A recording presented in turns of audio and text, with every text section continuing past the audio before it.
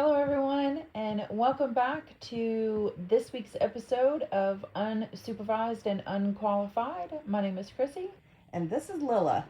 and I just wanted to take a second to apologize for there not being an episode last week.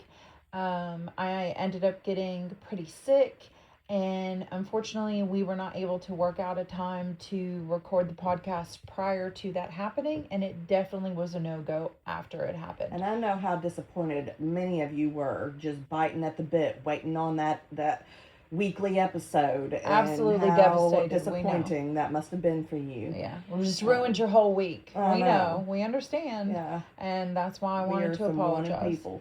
That's right. It's we're a hot ticket here. So sorry for that, but we are back. back on track this week and super excited. Absolutely excited about this podcast. It's so far, I'm wondering if this might end up being my favorite one. Although I keep saying, well, this is my favorite, and this is my favorite. This week is episode 7, I believe, and we're calling it Childhood Fears and Other Bad Ideas. We're going to have a very spooky episode this week. Did not just say spooky. I did, and now you did too. Oh, well, looky there. They got it twice. So, yeah, and I was not necessarily wanting to do this episode immediately or so soon, but it almost is just fitting for us to go ahead and bring this up because of something from our last podcast that we did. Chrissy had a memory pop out of nowhere, and I did not remember that I the wasn't memory. sure if it was a memory, like Yeah. my memory or my sister's memory. Right. I wasn't sure. So remind us what that memory was, Chrissy. Okay, that was us catching my sister and her friends that were twins. We caught them sneaking out. And so my sister made us go with them so that we didn't go tell. And if you all remember, I had said, I don't remember what we did. I just remember the sneaking out part, but I don't remember what we did while we were gone. We were definitely chased by a dog.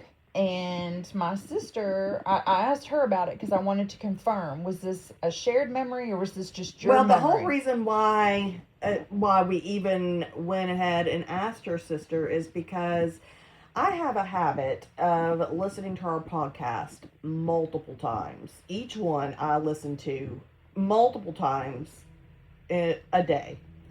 And every time I was listening to that... It's because she's obsessed with me. That's right. I can't get enough of her. But as I would listen to the podcast and I would hear Chrissy telling the story, and all of a sudden she was like, oh my gosh, we were chased by a dog. Every time she said that, my nervous system would flare up. My nervous system would have this feeling like a memory. And I was like, was that really something that happened? And so I asked Chrissy, I was like, ask your sister if that happened to us or if that was just her. So I did. I texted my sister and I asked her, hey, do you remember us all sneaking out, that you made Lola and I go with you and we got chased by that dog?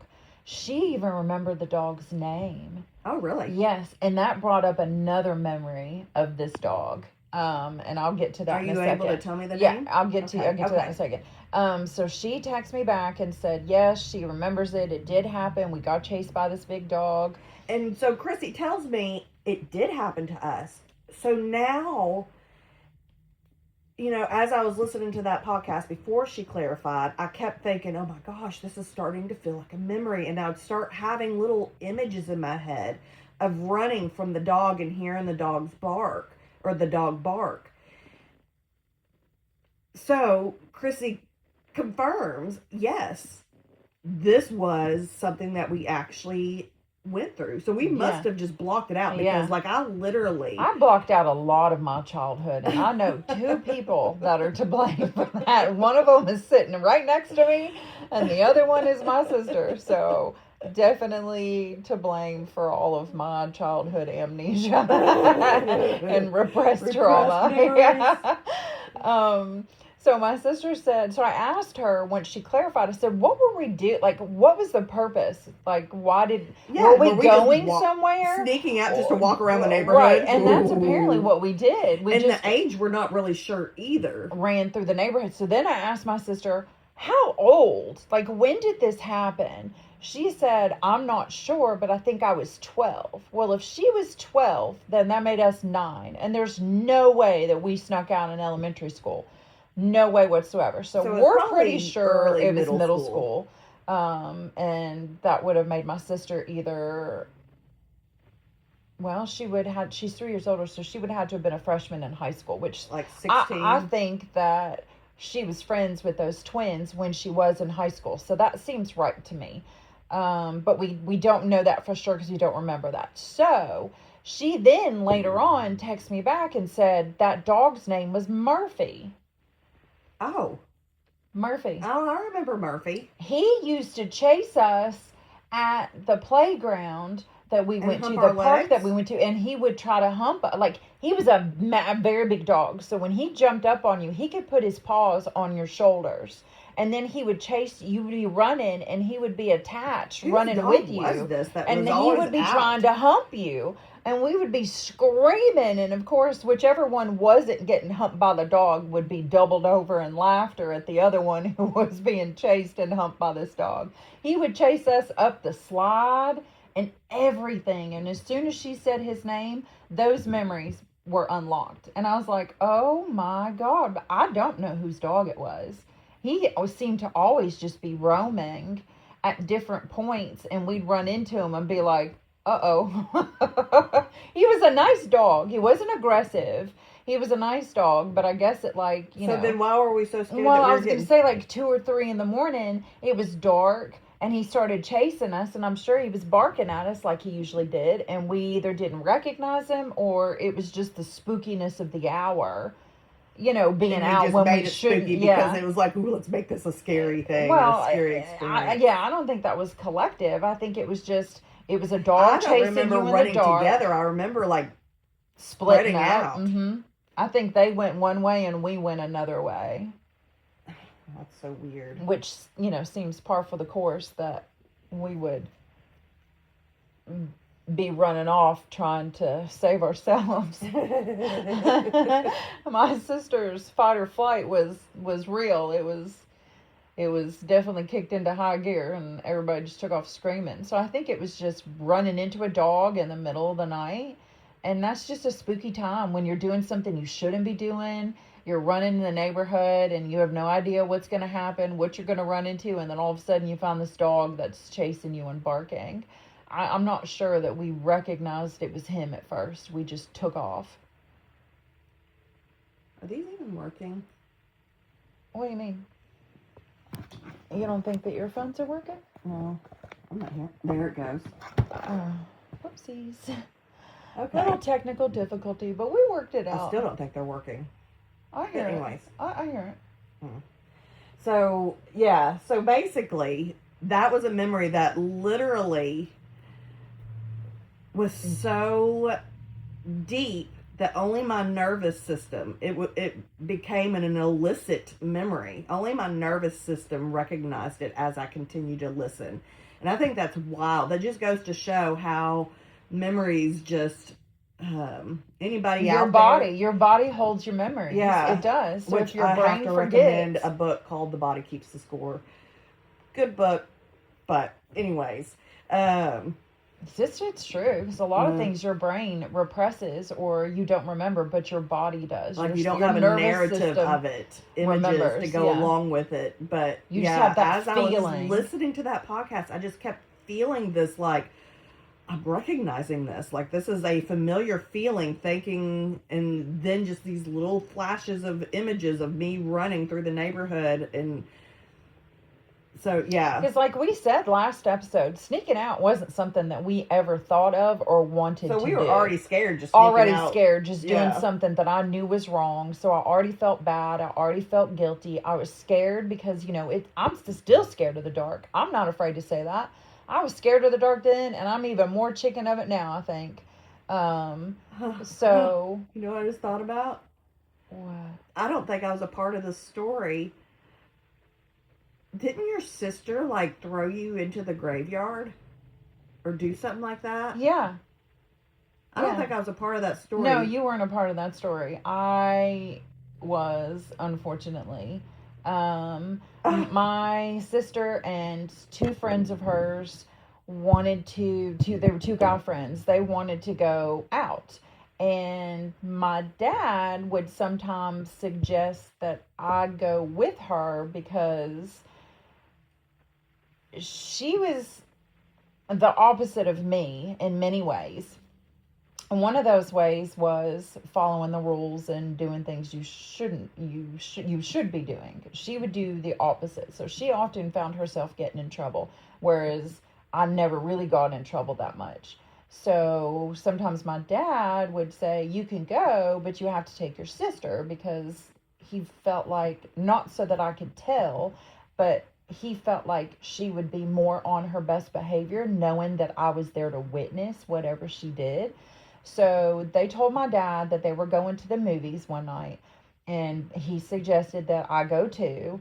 And I didn't really want to go, but I went. So I got ready and I went and we left. And my sister had this do you remember that little two-door blue car that she had? It was a two-seater, and it had a back seat, but it only had two doors. So I guess it wasn't a two-seater. It had two doors. It was this little blue car. I remember her driving us, but I don't remember the car. You probably remember her driving us in the red Lumina. Yeah, but she ended up getting her own car, and I don't remember what it was, but it was this little blue car, and it only had two doors. And I was sitting in the back, and I was sitting in the back with one of her guy friends, and I don't remember which one. And then her and the other one were in the front seat. And I'm thinking we're going to see a movie. I don't know any better. So they pull off across the street from the Lexington Cemetery. It's this very big, beautiful, old cemetery. If you've never been, you should. You should walk through it. It's gorgeous. But not at night. It's not gorgeous at night. And they stopped, and everybody got out of the car. And they were like, "Come on, we just want to look at something real quick," or whatever. I don't know. When we show you something, when we tell you something, I don't remember what they said. So we walk across the street to the cemetery, and it's a brick. It's like a stone wall, but it's a low stone wall. And on top of that stone wall are hedges. Cemetery? Yeah, the Lexington Cemetery. It has hedges around it. Yeah. So next thing I know, I'm being put into the cemetery after they tell me this story of there being a security guard there with this killer dog. And if they find you... Another dog. You think I'd be afraid of dogs. I know. I actually thought about that earlier. I'm surprised we don't have any phobias or I do, like, sometimes. Like, if I see stray dogs, like ones I'm not familiar with, Not me. I'm like, I'm kind of a little wary, but I'm not scared. I'm just a little like, are you gonna chase me?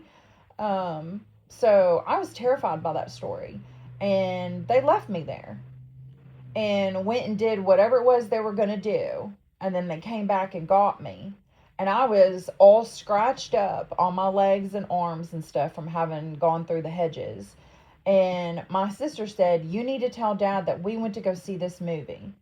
And so what did you do while you were in the cemetery? I sat there and cried. I did not move. I barely breathed.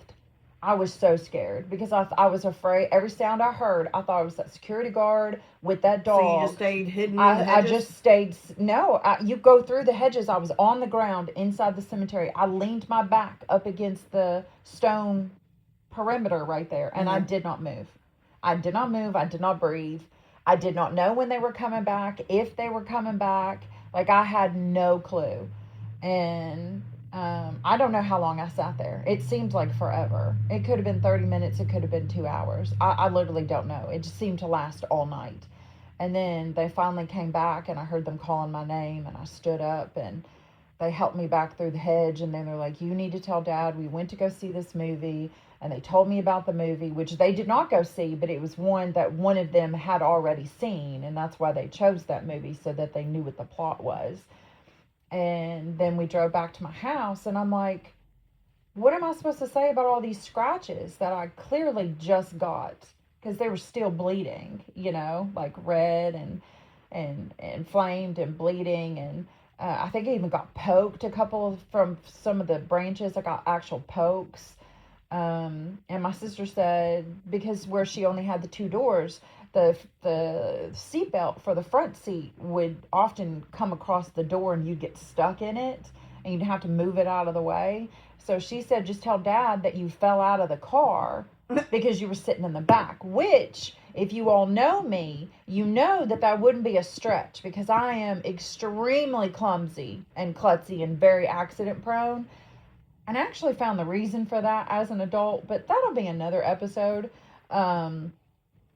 So we get to the house, and we get out of the car, and I'm like, right, I don't think this is going to work. So I attempted to go with the cover story. I did my best. I'm standing there scratched, scared, terrified, had been crying. Obvious I'd been crying.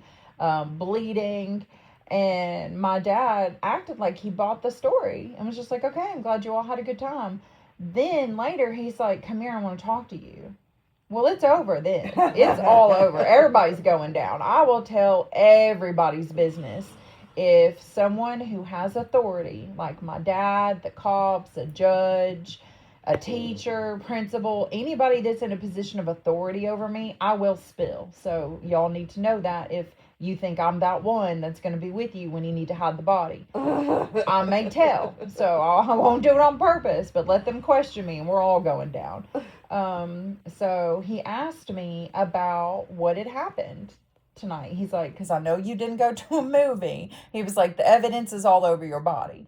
So, care to tell me what happened? Well, I told him, and I don't remember what happened from that. I don't remember if he said anything to her, if she got in trouble, or if I told him, you don't say anything because I don't want her to know I told. So he may not have said anything, because he did do that for me sometimes as sort of like a reward, if you want to call it, for being honest and telling the truth. Sometimes he didn't say anything to my sister so that I didn't get, ratted out for ratting her out. So, yeah. So that was fun. That was I recommend 0 out of 10, actually. I do not recommend that. It scared me to death. And that may be the reason I have such a fear of the dark.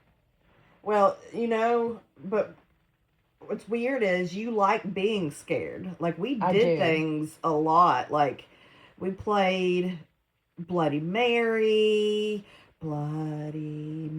Stop! Don't say it 3 times. Mary. Stop! No! I'm not looking in a mirror. I don't care. I have my hand over her mouth, y'all. I do not want her to say. Don't say it the 3rd time. I'm scared. We did it as kids. We did, but like I said, I'm more chicken now. I have it's like all my childhood traumas have turned into deep-seated and rooted anxiety. Like, I have the worst anxiety about Candyman. We did do that. Don't say that. I think that was 3 times too. We would have slumber parties in the basement and sleep in the basement, and there was a big mirror on our wall. Yeah, because goes back to clogging. We had a wall that had all those square mirrors you could stick to it. Yeah. So that we could watch our form while we were practicing our clogging dances. Okay, I just wanted to explain the mirror. Go ahead. Well, the mirror I'm thinking of was in my basement, and it was hung on the wall. Right, wrong basement. Okay. With slumber parties, and we would just do that. We would say, blood. You stop! Did you say that 3 times? You're going to get my bladder nervous, and then we're going to have to start over. So, don't do that. And so, we did all manner of spooky things. And I can remember loving to get you scared. Like, it was very easy. Like, remember being in the lake, and we'd be on little rafts. This was in Canada. Yes, yeah, we'll have plenty of stories for you from there. But and we were just like on like little floats, and I would tell Chrissy that there were snapping turtles underneath of us. And we had to hurry up, and they were coming after us, and Chrissy'd be too scared to put her feet or her hands in the water to paddle to get herself to land because there would be all these things underneath of us, and she would just scream, and I'm like, hurry, we gotta get to the land. Or when she convinced me we were going to get torn to shreds by these snapping turtles. Yeah. Like, I was terrified. They're right underneath of you. I see them, Chrissy. And I'd be like, oh my God. Just terrified. And then she would try to rock. Like that time we were in the canoe, she did the same thing. And then was trying to... I would go sideways to the waves as boats would go by because you try to knock us over. Yep. I'd tell her, I was like, we got to go this way or it's going to knock us over. And I'd be like, I don't think that's how that is. Yes, it is. It's like the whole syrup and the pancake batter thing. Absolutely convinced. She was like, yes, it is. You have to do this. And the canoe would rock so bad, and I would We never did fall in. We didn't. I would be gripped onto the sides of that canoe, screaming at her to stop because I did not want to get in there with those killer snapping turtles. Yeah. I was so scared. Y'all have no, like, my entire childhood was just one trauma from one to another. I was so scared, and it's all coming out now as an adult. Like, I have so much, so many, you mean? So much, like, repressed things from my parasympathetic system. My gosh, I couldn't even think of that word. Is constantly in overdrive now. Like, I think I grew up with it like that. I think it's always been that way. And now it's just gone absolutely haywire. And we would go to haunted houses all the time. Oh, yes. We would ride the spookiest, like, scariest, tallest roller coasters there were. What about the time we were on the roller coaster and almost fell out? Yeah. Not a roller coaster. It was the Super Loop at the fair. It was called Super Loop back then. Now it's called something different. I can't remember what it's called. But it's the one that's like this huge circle with like, I don't even know how you describe it, but you would be in like a... It's like a train. It's like a little train, and it's all connected. And it just goes in a circle, in a loop. And it doesn't have a top. You have the lap bar that holds you in, but then the sides of it are open, so it wasn't encased or anything. So that's important for your part of the story. Yeah, and it would like kind of go forward, and then it would go backwards. And then it would go forward and go up a little higher, and then it would go backwards up a little higher. And then it would keep going until where it finally did a whole loop. But at one point, it would loop and go upside down and just stay upside down and hang you there for a second. Well, I was so short, I started falling out of the ride, and Chrissy had to put her arm around me and hold me in as we're upside down, just hanging there, dangling. And I saw my life, like, flash before my eyes, thinking we're both this was it. Screaming. Yeah. This was it. And I always like making like big deals out of stuff. Do you remember the time that it stormed when we were at the oh fair? My gosh! Yeah, I'd forgotten about that. There was massive hail. We had to take off running. Like everybody had to like take cover. I remember getting into one of those semi-truck. Yes, beds. the semi-truck in the back where they had like a bunch of stuffed animals and other stuff. See, I don't remember anything that they inside were. Of it. Yeah, they were. Getting ready, unloading, and so they let people, which, there was a tornado warning, so, like, would that semi-truck have been, I was like, but we're in a flat land, it was just all flat land, there were no buildings, there was no, so they were just stashing people that were at the fair, like, wherever they could get them, the ones that didn't run to their car and try to leave. Well, we were there by ourselves. We'd gotten dropped off by my mom, and this was middle school, I think. And there's a lot of stuff happened in middle school, didn't it? Yeah.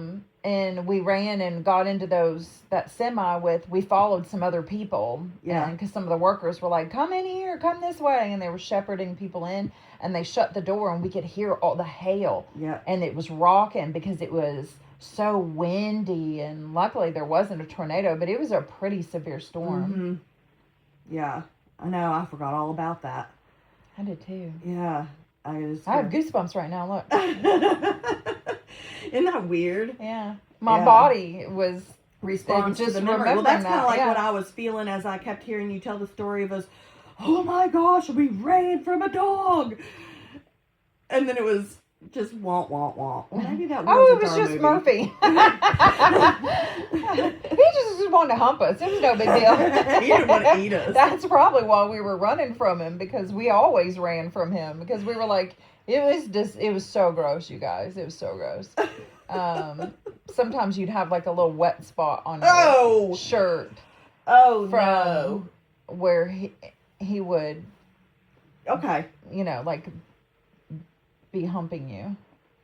Yeah. So we did not want that to happen. So it wasn't like we were just running. It really was scary. Yeah, so we weren't running from this dog that was just going to lightly hump our leg. Like he was all in. So if you didn't run, you got trapped. So we took off running. So well, it's so weird that we snuck out just to roam the neighborhood. I don't know if they had a plan and she just doesn't remember it, and then somehow it got interrupted because we got chased by the dog, and then we all ended up running in different directions, and then just ended up back at my house.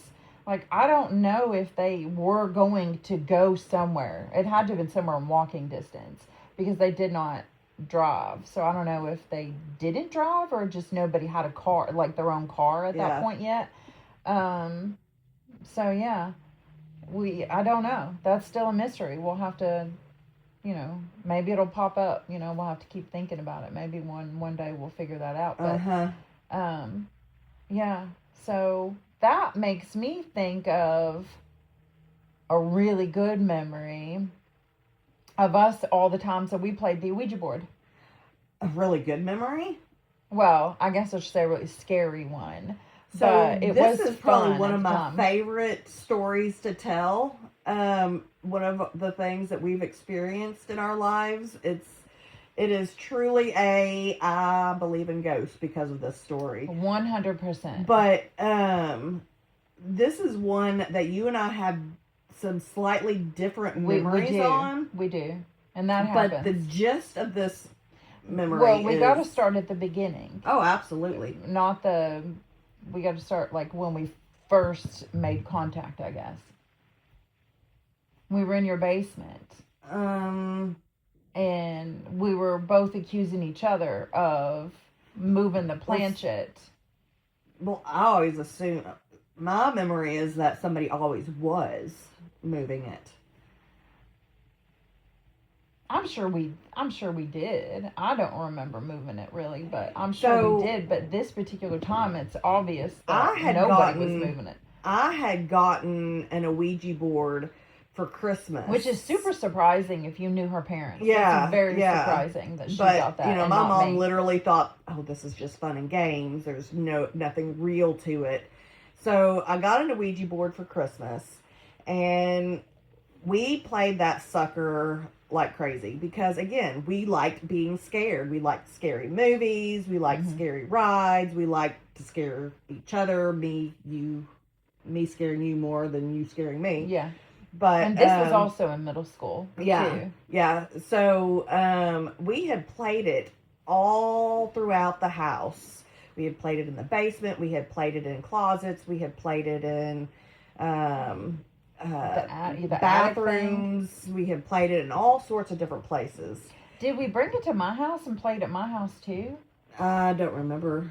I feel like we did, but I don't know. I don't know. I feel like we played it in my basement and my bedroom too as well, but maybe not. Yeah, I don't know. I don't remember that. I don't remember playing it at your house, but we could have.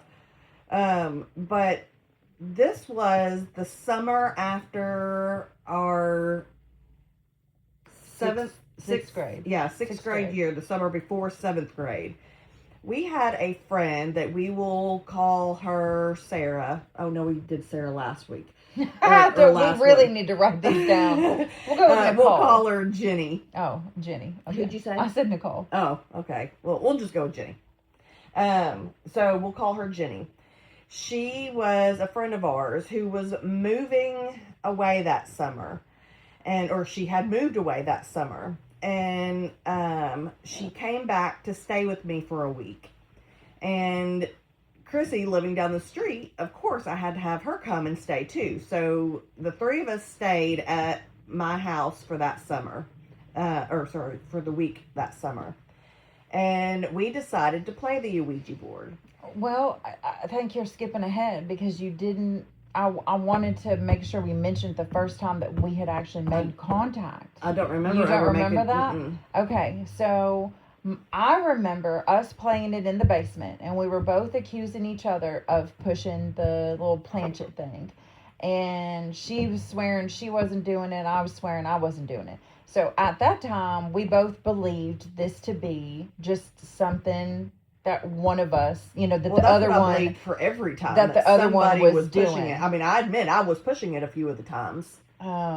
I did. Did you ever push it? No, I never did. Oh. I never did because I wasn't supposed to, and that was against the rules of the game. So I didn't do it. I pushed it because I wanted to scare her. But in this particular instance, we had made contact with someone named Adam, and he was a little boy, and he said he was 4 years old and had said that he was murdered.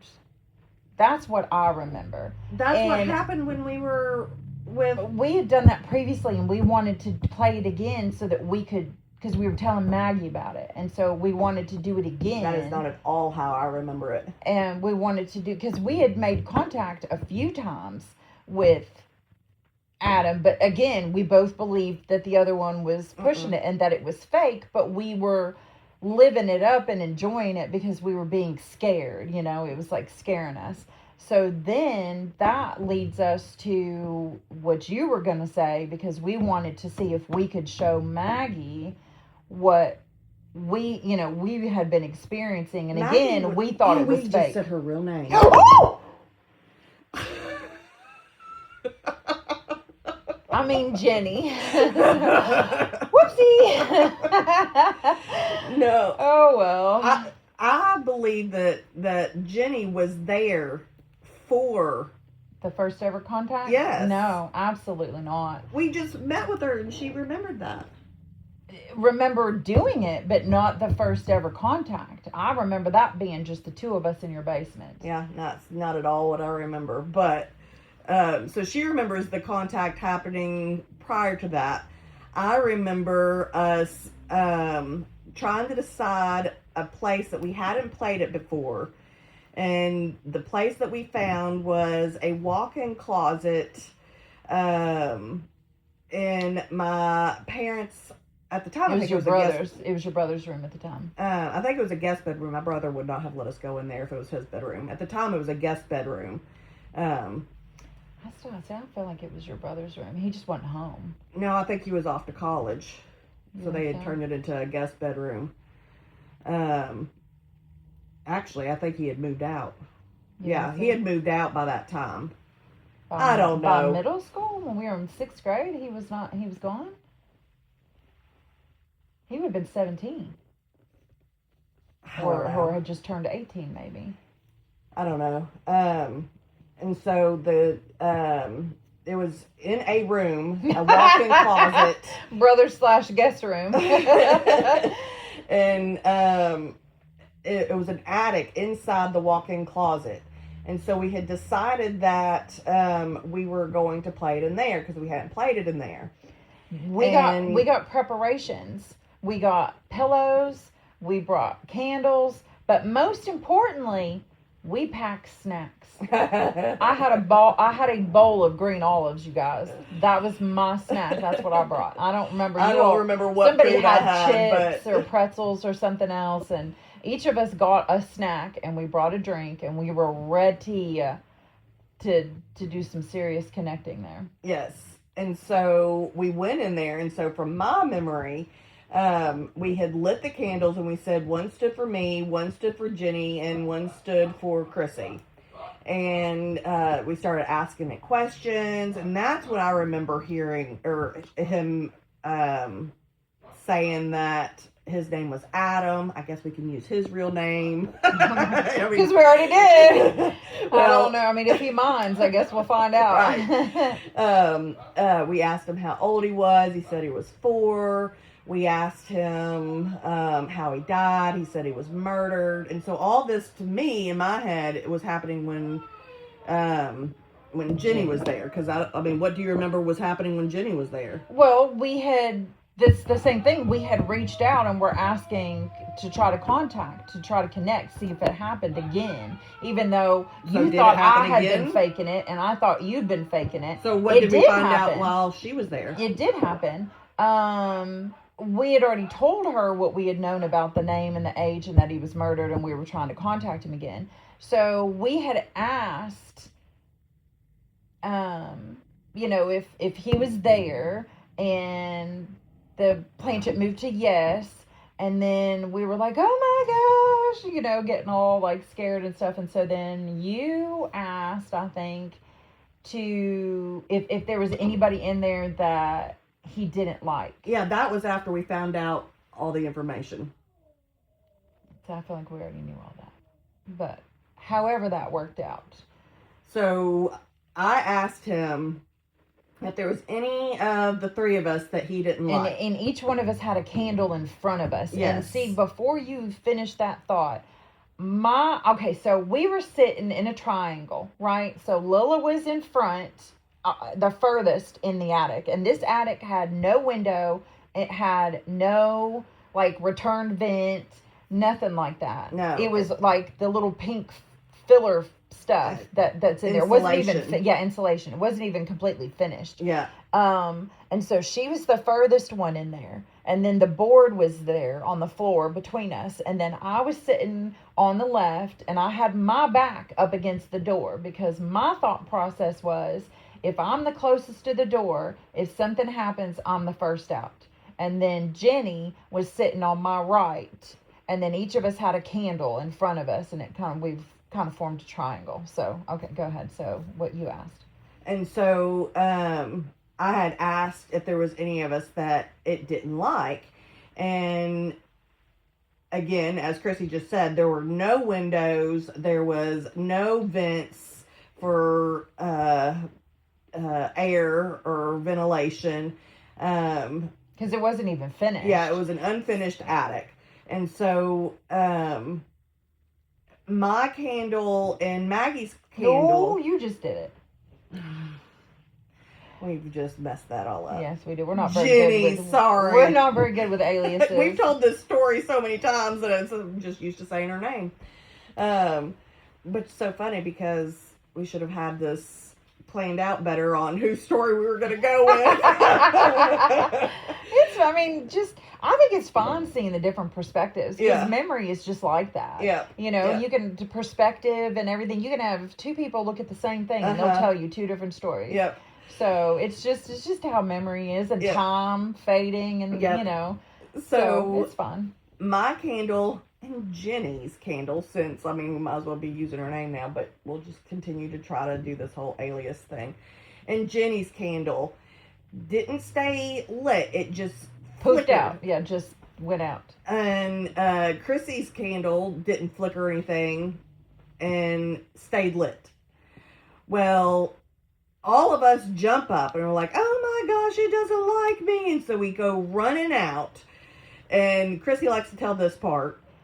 So, like I said before, my back being up against the door, I figured I'm going to be the first one out. Well, that was not the case, because the 2 of them jumped over my head to get out the door first. And I had to grab onto, I think it was Lila's leg, and she drugged me out, because I was not going to be left in there by myself. And so they see it as their candle being blown out, meaning that he didn't like them. But then my perspective is, how do we know that he didn't leave the candle lit of the person he didn't like? So we didn't know what the interpretation was of that. They believed one thing, and I thought it could maybe be another. We were all just scared to death. And well, we go running out. They drug me out. Yeah, and we're in the guest / my brother's room, and just kind of being girly and oh my gosh, it doesn't jumping like up me, and down and screaming. Yeah, and getting all like he's been murdered and now he's gonna come get us. And well, Chrissy and I decide, well, let's go back in there We and gotta ask ask more him to questions. prove that he's there. And Jenny's like, no, she he was blew my absolutely candle terrified. lit. Yeah, she was not having it after that. Yeah, he blew my candle out. It doesn't like me. He doesn't like me. I'm not going back in there. So Chrissy and I are like, okay, well, we'll go back in there, and you stand inside the walk-in closet by the attic door. And so this is an older home, and the door is kind of warped after all the years of the heat, there being no ventilation or air conditioning. Yeah. So the door was kind of harder to. It really didn't shut all the way. It did shut all the way. It just, you had to pull it hard for it to shut all the way. So we asked her to stand by the attic door. The attic door. I know, because we told her not to shut. We told her not to shut it all the way. Okay. And we wanted her there as backup. Yeah, so if something happened, she could be there to open the door immediately. But since the door was so hard to open, we were like, don't close it all the way. Just leave it to where it doesn't latch, but it's almost latched. And so we kind of shut the door just until it latched, but not latched. And Chrissy and I, we lit my candle back up, sat there, put our hand on, what have you been calling that thing? Planchet. The planchet. I didn't know that had a name. But put our hands back on the planchet and asked it to prove that it was there. So I'm sitting with my back to the door again, and she's sitting where she was sitting originally in front of me. So it's just the two of us across each other with the board in the middle. And we sit there, and we sit there, and we sit there, and we're like, see, Jenny, nothing's going to happen. Did we have the light out? Yeah, we had to turn the light out. Yeah, okay, we turned the light out. And we were like, see, nothing's going to happen. Open up the door after sitting there for so long. And all of a sudden, the door just shut. It's just slammed shut.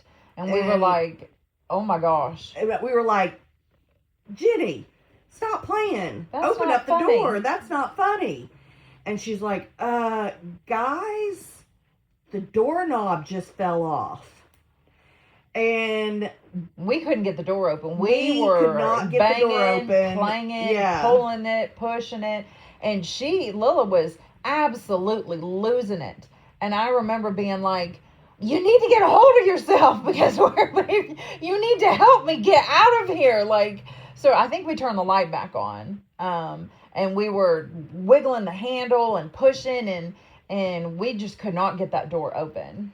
And well, the doorknob just kept going in circles, because one side didn't have the doorknob on it anymore. Our side had the doorknob, but the doorknob would just go in circles. It wouldn't. There was no grip. There was no torque or whatever. Yeah. But we couldn't stop turning it, even though it wouldn't do anything, because A, that was really the only thing we knew to do, and B, it's like one of these times it's gonna catch and let us out. So we just kept turning it, pushing on the door. Like I was jammed. We were kind of slamming our elbow or our shoulders into it, trying to pry it open. Like we were trying everything, and that door would not budge. And we were like, Jenny, you've got to go find my mom.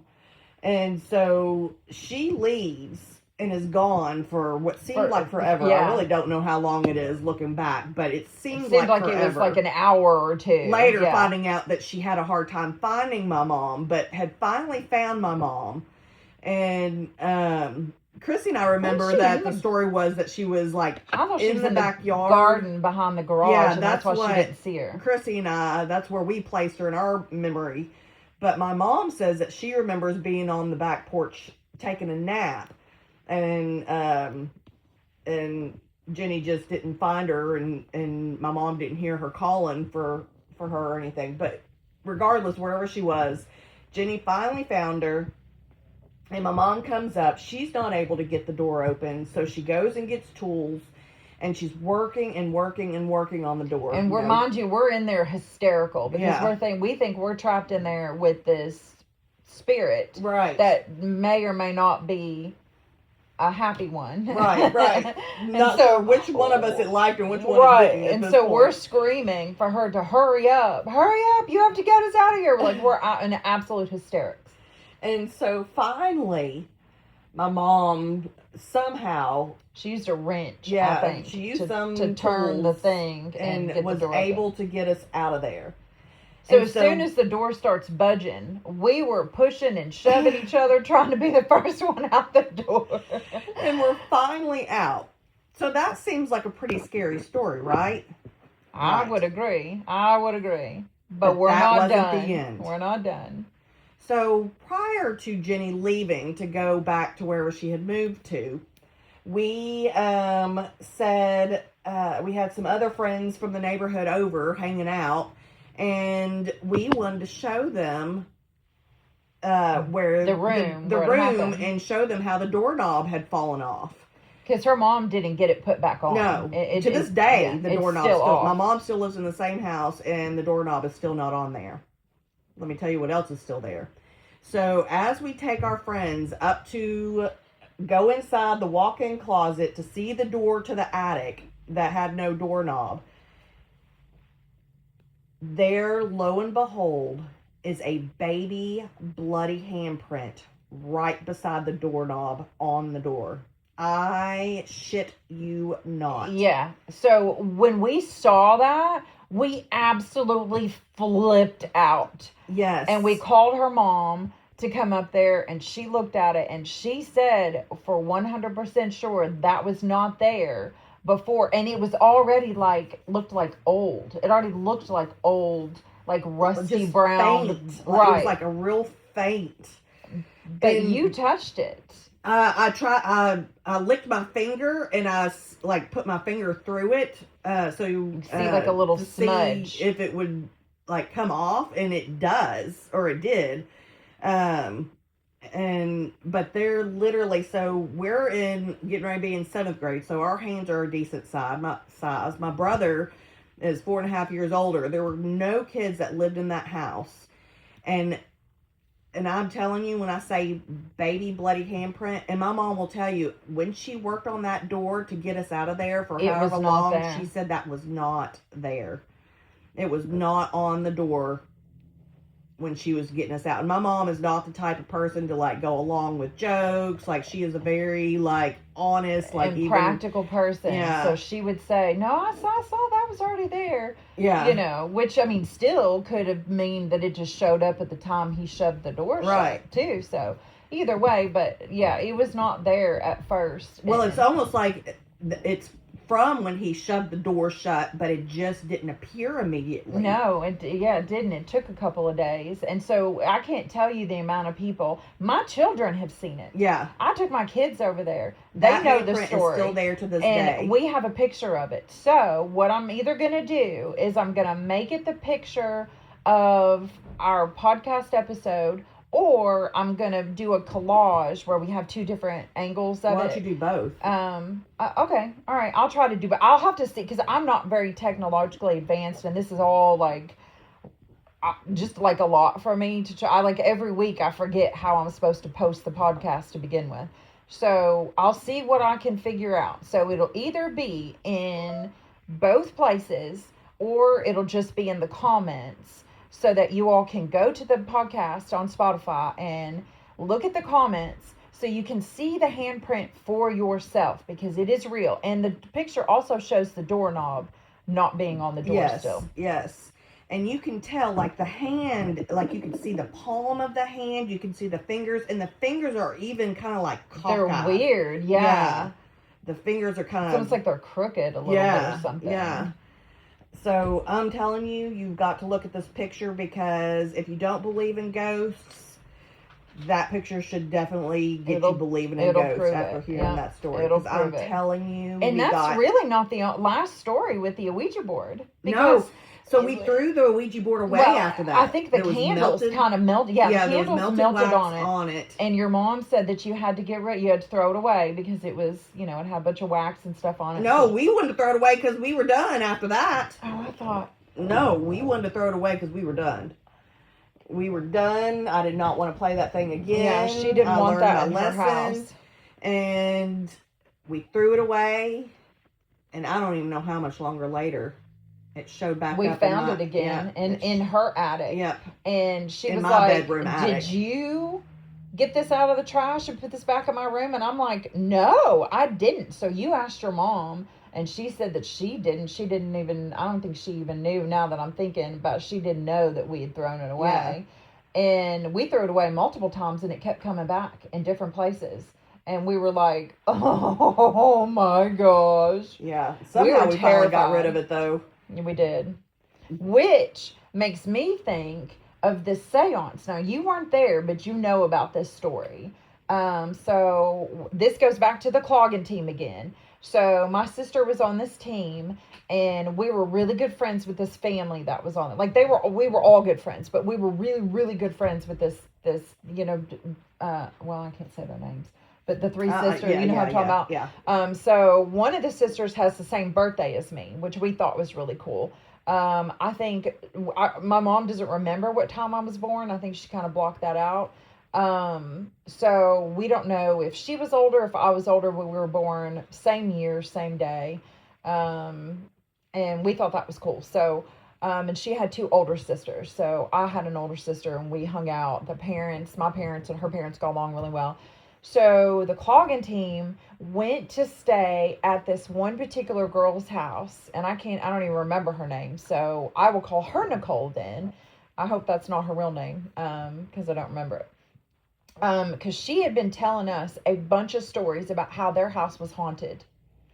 And we were all like, I don't know about that. And, I believed her because of my experience with the Ouija board. But a lot of the people were like, I don't know. And some other people were like, I'd like to see that. So they arranged for us to go to their farm and stay the night. So it was the entire Cloggin team. Had to have been 30 people at least, maybe 40 people. Because it was all the kids and the parents and the siblings, like even the ones that weren't Cloggin, like me. We all went. And we stayed the night in her house. So we made a rule that we all had to stay together. So that we knew if something happened, it wasn't one of us trying to play a trick on people, right? So there wasn't a room big enough for us all to sleep together. So we did, like, when we got there, we all kind of separated into different rooms, and, girls in these areas and guys over here, kind of thing. And we were setting up our sleeping bags and all that stuff. And I remember that I put my sleeping bag down by the window, which is weird for me because I usually don't like to sleep by a window because I'm afraid of somebody coming in through the window. But for whatever reason, I guess that was just the area that was free or whatever. But I remember when I was setting up my sleeping bag, I got a chill down my spine. And I was like, oh, I don't think I want to lay here because I got cold. And I had that chill and I had goosebumps and everything. And I look up at the window and it looked like a finger was running down the blinds because the blinds were closed. But if you've ever taken your finger and run it down the blinds, you know what that looks like. And that's exactly what happened. Well, I screamed and snatched up my sleeping bag. And I was like, nope, I'm not sleeping there. So I found another place that I did not get that feeling from. I went to a different room and I was like, okay, we're going to sleep here. So we did all end up in this really big room. We made a massive circle and we had candles set out and we were going to do a seance in the room. And the history of that house was someone had died there. I don't remember if it was self-inflicted or if it was murder. I do not remember that. But someone died in that room according to the lore of the house or whatever. So we sat in this big circle and I was sitting and with my back to like facing the door. Now it was a good ways away from the door, but it was facing the door and I got that same chill. And I was like, oh, nope, I'm not sitting here. And I got this guy, one of the guys on my sister's team that was sitting on my other side. I got him to switch with me. And we traded spots.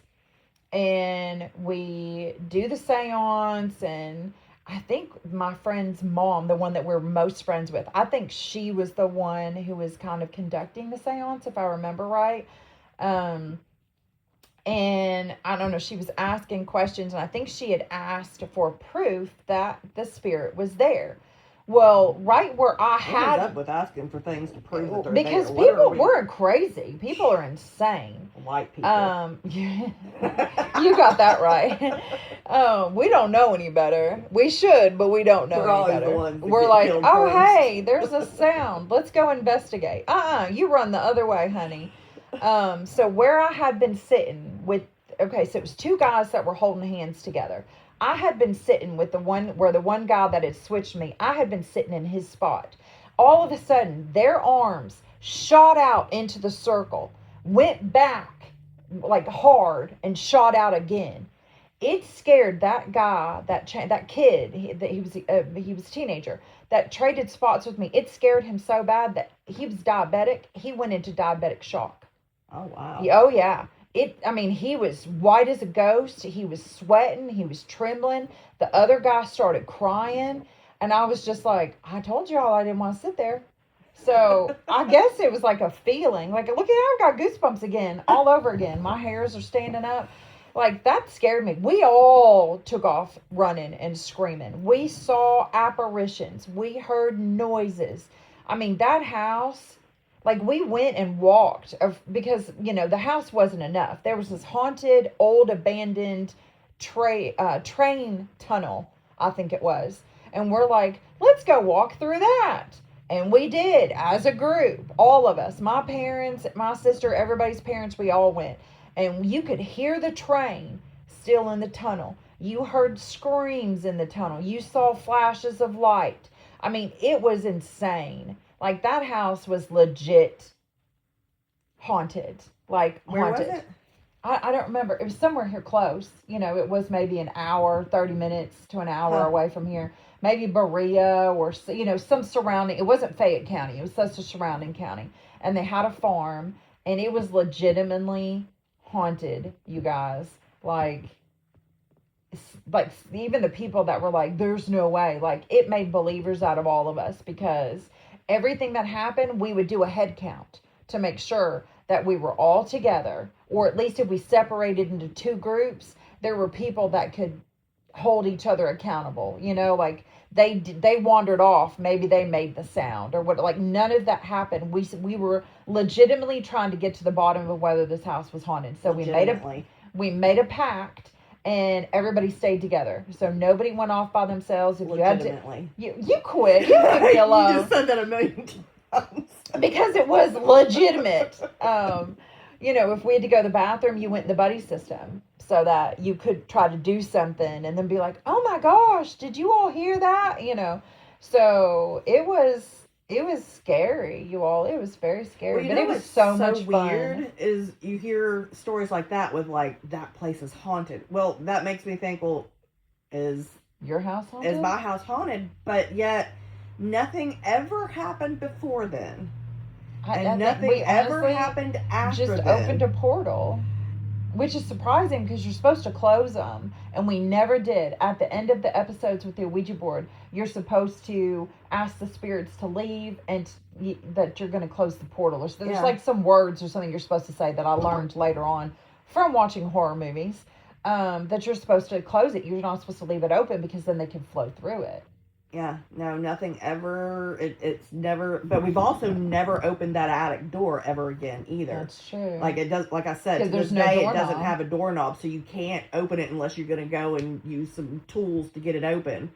But, so we've never opened that door since. I guess Adam shut it and was like, don't open this again, and we good. And we're good. So we did not. We took that and we're like, you know what? We never played the Ouija board again. We never opened that door again. Yeah. Like, we learned our lesson. We were like, okay, got you. Sorry to disturb you. But I guess we should start wrapping things up because we're at an hour right now. I swear each episode keeps getting longer. Because and longer. We're just like getting so comfortable talking and telling stories and stuff.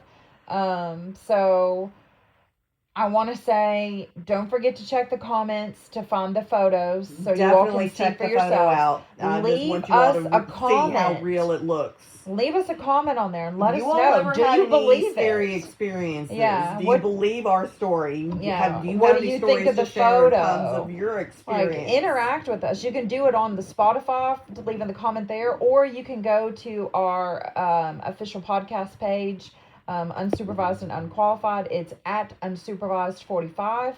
Please connect with us. Tell us your stories. We would love to share some of them on our episodes. We would love to share your comments on here if you all give us permission to do so. We could also, give you an alias, which if you've listened to us, we're not very good at that. Well, that was the first time that we haven't been good at it. That story it hasn't. That happened last episode too when we were talking, or the episode where we were talking about our first kiss, when we were referencing it again. I think I said somebody's name. And you'll have to go back and listen because you were like, oh, you said their name. So I've done it at least twice. I think you've done it once. Oh, you were talking about my brother's friends that time. Yep, that's right. So yeah, I screwed up the aliases a couple times, but we're trying our best to respect people's privacy. So connect with us. We appreciate you spending some time with us and listening to our crazy stories. We look forward to, quote unquote, seeing you all again next Monday for another episode. So do you have any parting words? No. No? Nothing comes to mind. All right. Well, we appreciate you all so much. Thank you so much for listening, and we hope you all... Jesus Christ! I just peed!